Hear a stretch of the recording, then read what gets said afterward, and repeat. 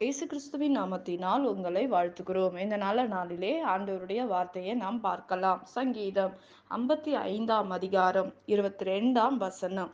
கர்த்தர் மேல் உன் பாரத்தை வைத்துவிடு, அவர் உன்னை ஆதரிப்பார். நீதிமானை ஒருபோதும் தள்ளாட ஒட்டார். ஆம் பிரியமானவர்களே, இந்த காலை வேளையில ஆண்டவர் உங்களோட பேசுகிற வார்த்தையை நாம் பார்க்கலாம். இன்றைக்கு நம்முடைய பாரங்களை எந்த மனுஷனிடத்தில் இறக்கி வைக்கலாம் என்று நினைக்கிற நமக்கு ஆண்டவர் சொல்றாரு, மனுஷங்கிட்டயும் சொல்லிட்டு ஏசப்பா கிட்டயும் வந்து சொல்லிட்டு, ஆனா ஏசப்பா நீங்க செய்கிற தவறுகளை மற்றவரிடத்தில் உங்களை குற்றப்படுத்துகிற தேவன் அல்ல. மனுஷங்க அப்படி இல்லை. உங்க பிரச்சனைகளை, உங்க தனிப்பட்ட வாழ்க்கையில் நடந்த காரியங்களை நீ மனுஷங்கிட்ட சொல்லும்போது, ஒரு நாள் அவர்களுக்கும் உங்களுக்கும் பிரச்சனை வரும்போது அந்த காரியங்கள் வெளியே வருகிறதை நாம் பார்க்கிறோம். அவர்கள் யார்கிட்டயுமே சொல்லாதப்பா அப்படின்னு நீ சொல்லும்போது, கண்டிப்பா இன்னொரு ஆள்கிட்ட அவங்க கண்டிப்பா சொல்லதான் செய்வாங்க. அதனால ஆண்டவர் சொல்றாரு, வேதம் என்ன சொல்லுது? கர்த்தர் மேல் உன் பாரத்தை வைத்துவிடு. இன்றைக்கு நீங்களும் நானும் சுமக்க தேவையில்லை. உங்களுடைய பாரங்களை தேவ சமூகத்தில் இறக்கி வைக்கும்போது ஆண்டவர் உங்களுக்கு உதவி செய்வார், அற்புதங்களை செய்வார் என்று வேதம் சொல்லுகிறது. என் தேவ ஆவியானவர் உங்களோட இடைப்பட்டு கொண்டிருக்கிறார். உங்கள் பாரங்களை யாரிடத்தில் இறக்கி வைக்க வேண்டும்? தாவீது மனுஷங்கிட்ட ஓடல, தேவ சமூகத்தில் இருந்து ஆண்டவர் இடத்தில் போய் அவருடைய பாரத்தை எல்லாம், அவருடைய வேதனையை எல்லாம் இறக்கி வைத்தபடினால் ஆண்டவர் தாவீதுக்கு அற்புதம் செய்தார். இன்றைக்கு உங்களுக்கும் எனக்கும் ஆண்டவர் அற்புதம் செய்ய வேண்டும் என்றால், நம்முடைய வாழ்க்கை எதை நோக்கி ஓடிக்கொண்டு இருக்கிறது? யாரை நோக்கி நீ பின்பற்றி கொண்டு இருக்கிறோம்? ஆண்டவரை பின்பற்றுகிறோமா, இல்ல உலக காரியத்தை குறித்து பின்பற்றி ஓடுகிறோமா என்பதை நாம் பார்க்கிறோம். ஆண்டவர் வாக்கு பண்ணுகிறார், ஆண்டவர் நம்மோட பேசுகிறார். ஆனால் முழுமையாக ஆண்டவருக்கு நம்முடைய வாழ்க்கையை ஒப்பு கொடுக்கிறோமா?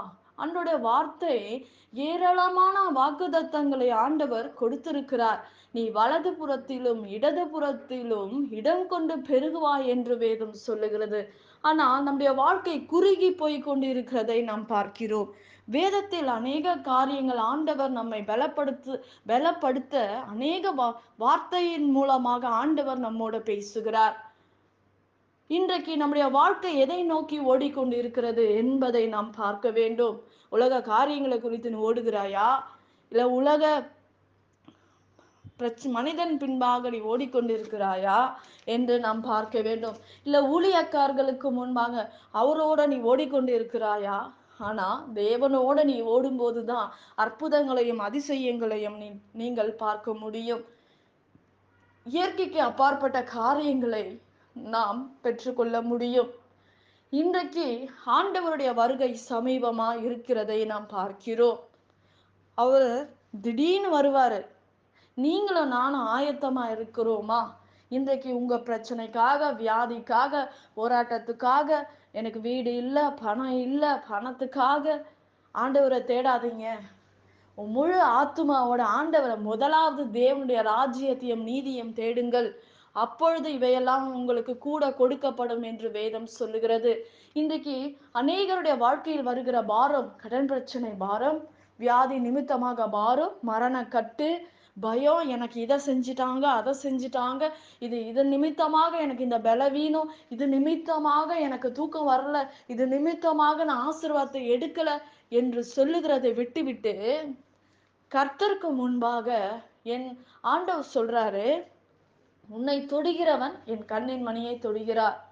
என்ன வந்தாலும் கர்த்தர் என் கூட இருக்கிறாரு, அவர் என் பக்கத்துல இருக்காரு, அவர் எனக்குள்ள வாழ்றாரு, என் வீட்டுல இருக்காரு, என் வாழ்க்கையில இருக்காரு, என் வேலையில இருக்காரு. என்னை ஒருவனும் ஒன்றும் செய்ய முடியாது, சத்ரு என்னை தொட முடியாது, தொட்டாலும் கர்த்தர் என்னை பாதுகாப்பார். யோபுவை பிசாசு தொட்டா, ஆனா கர்த்தர் ஜீவனை பாதுகாத்து இழந்ததெல்லாம் திருப்பி கொடுத்தார் என்று வேதம் சொல்லுகிறது.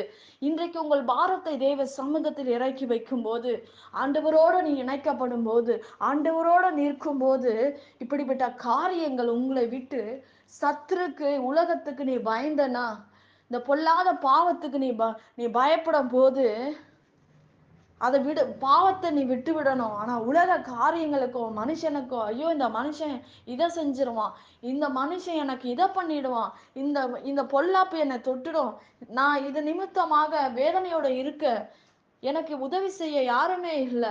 ஏதாவது ஊழியக்காரர் என் தலையில கைய வச்சா எனக்கு நடந்துருமா? ஆண்டவர் உன் தலையில கைய வைக்கணுங்க. ஆண்டவர் உனக்குள்ள கிரிய செய்யணும். ஊழியக்காரர்கள் ஜெபிக்கலாம், தவறு இல்ல. ஆனா நீங்களும் நானும் ஜெபிக்க வேண்டும். உன் முழங்கால் முடங்க வேண்டும். தேவ சமூகத்தில் நிற்கும் போது ஆண்டவர் அற்புதம் செய்ய முடியும். நம் பாரத்தை யாரிடத்தில் நீங்கள் சொல்ல வேண்டும் என்று நினைக்கிறீங்க? மனுஷங்கிட்ட போய் சொன்னீங்கன்னா உங்களை கிண்டல் பண்ணுவாங்க. ஒரு நாள் அவர்களுக்கும் உங்களுக்கும் பிரச்சனை வரும்போது, நீ இந்த காரியத்தை செஞ்சுட்ட, நீ இந்த தவற செஞ்சுட்ட, அதனால உனக்கு இப்படியெல்லாம் நடக்குதுன்னு சொல்லுவாங்க. ஆனா ஆண்டவர்கிட்ட போய் நீங்க சொல்லும் போது ஒரு நாளும் உங்களை குற்றப்படுத்துகிற தேவன் அல்ல, உங்களுக்கு உணர்த்துகிற தேவன், இந்த காரியத்தை செய்யாதன்னு உங்களோட பேசுகிற தேவன். ஆனால் உங்களை வெட்கப்படுத்துகிற தேவன் அல்ல. நீங்கள் ஆராதிக்கிற தேவன் அவர் உண்மை உள்ளவர். உங்களை விடுதலையாக்கதான் இந்த உலகத்தில் வந்தார். இன்றைக்கும் நீங்கள் உலகத்தோட ஓடிக்கொண்டு இருக்கீங்க. ஆனாலும் ஆண்டவர் உங்களை தேடி வந்து உங்ககிட்ட பேசுறாரு. நிச்சயமாக ஆண்டவர் உங்கள் பாரத்தை எல்லாம் தேவ சமூகத்தில் இறக்கி வைத்து விட்டு தாவீதுக்கு அற்புதம் செய்தது போல ஆண்டவர் தாவீது தேவ சமூகத்தில் இறக்கி வைத்தார் ஒரு பிரச்சனைகளை பாடுகளையும். ஆனால் தாவீதை ஆண்டவர் உயர்த்தினார். நிச்சயமாக உங்களையும் உயர்த்துவார். நாம் ஜெபிக்கலாம். பரலோகத்தில் வாசமாய் இருக்கிற அன்பின் பிதாவே, உங்க நாம மகிமைப்படுவதாக, உங்க ராஜ்யம் வருவதாக. ஆண்டவரே, இந்த நாள்ல உங்க கரம் ஆண்டவரே, உங்க வல்லமை இந்த நாள்ல இறங்கும்படி நான் ஜெபிக்கிறேன்ப்பா. இயற்கைக்கு அப்பாற்பட்ட அற்புதங்கள் அதிசயங்கள் நடக்கும்படி என் தேவ கரத்தினால நீர் மூடும்படி இந்த நாள்ல நாங்கள் ஒப்பு கொடுக்கிறோம்ப்பா. உங்க அற்புதத்தின் கரம், அதிசயத்தின் கரம் நீட்டப்படுவதாக. இந்த நாளிலே உங்க பிள்ளைகளை ஆசிர்வதிக்கிற ராஜா, பண தேவைகளை சந்திங்க, சரீரத்தில் அற்புதங்களை செய்யுங்க, பண தேவைகளை சந்திங்க, வேலை செய்கிற இடங்களில உங்க பிள்ளைகளுக்கு விரோதமாக எழும்புகிற காரியங்களை கர்த்தர் நினைத்தருளும்படி உங்க பிள்ளைகளை நினைத்தருளும் ஆண்டவரே. அற்புதங்களை நடக்கட்டும்பா, அதிசயம் நடக்கட்டும்பா. சரீரத்துல வர பலவீனங்கள் மாறட்டும் ஆண்டவரே. பயங்கள் தீரட்டும். குடும்பங்கள்ல நிம்மதி இல்லாமல் கட்டப்பட்டு இருக்கிற பிள்ளைகளை விடுதலை ஆக்குங்கப்பா. உங்க கரத்தின் நிமித்தமாக ஆசீர்வதிங்கப்பா. இயேசுவின் நாமத்தில் வேண்டுகிறோம் எங்க ஜீவனுள்ள நல்ல பிதாவே, ஆமேன். கர்த்தர் தாமே உங்களை ஆசீர்வதிப்பாராக. ஆமேன்.